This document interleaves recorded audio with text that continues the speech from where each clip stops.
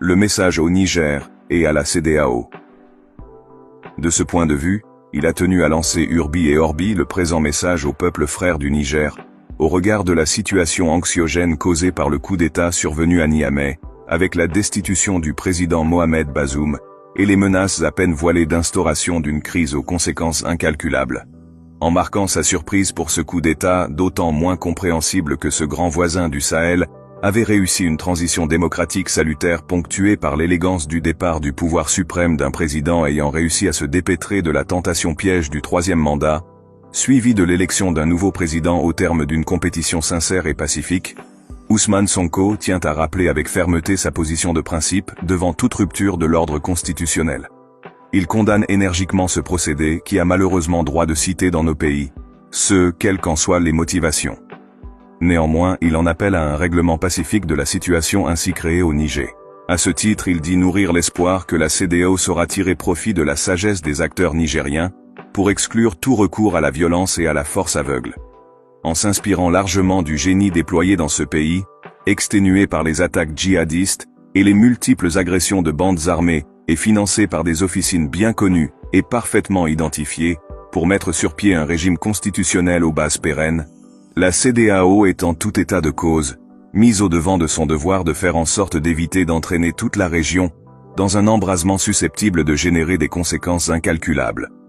Les autorités nigériennes se sont gardées de toute violence, et jusque dans le déroulement de cette prise de pouvoir par les militaires de la garde présidentielle, rejoints plus tard par l'état-major, aucun coup de feu n'a été tiré,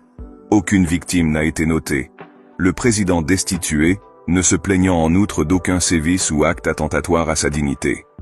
Très récemment, sur le territoire d'États membres de la communauté, et en d'autres occurrences des morts, ont été dénombrés par dizaines lors de manifestations des populations civiles, et toutes sortes d'exactions sur des jeunes aux mains nues ont été exercées dans l'indifférence totale de cette CEDEAO, qui à l'occasion a confirmé son nom de club des chefs d'État,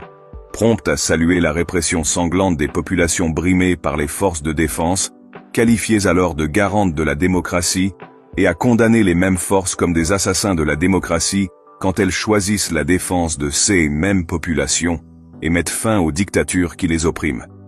Monsieur Sonko estime opportun de mettre en garde solennellement la CEDEAO à renoncer à l'usage de la force dans cette situation créée au Niger, dans laquelle tout le monde est convaincu qu'elle ne joue tout au plus qu'un rôle peu glorieux de force supplétive, pour des intérêts parfaitement identifiés. Le peuple frère nigérien, peuple pacifique s'il en est, connu et réputé pour sa légendaire diplomatie de bon voisinage basée sur une cohabitation pacifique avec tous les peuples africains,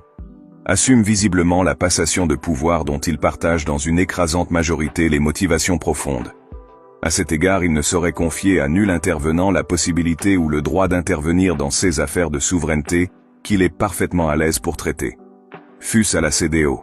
La CEDEAO pour sa part est invitée à abandonner toute velléité de mettre le feu dans cette sous-région qui a beaucoup souffert des nombreux crimes de la colonisation et de la néocolonisation et qui entend enfin tourner la page. Le président Sonko tient à marteler, enfin, son opposition radicale à toute intervention du Sénégal dans ce conflit qui ne saurait être le sien. D'après lui, le peuple laborieux du Niger n'a jamais eu de problème avec le peuple frère du Sénégal. Il met solennellement en garde le président Macky Sall et son gouvernement sur les risques auxquels toute intervention dans ce conflit de troupes sénégalaises au nom et pour le compte de notre peuple, et sans l'aval de ce dernier, serait susceptible de nous exposer dans l'avenir.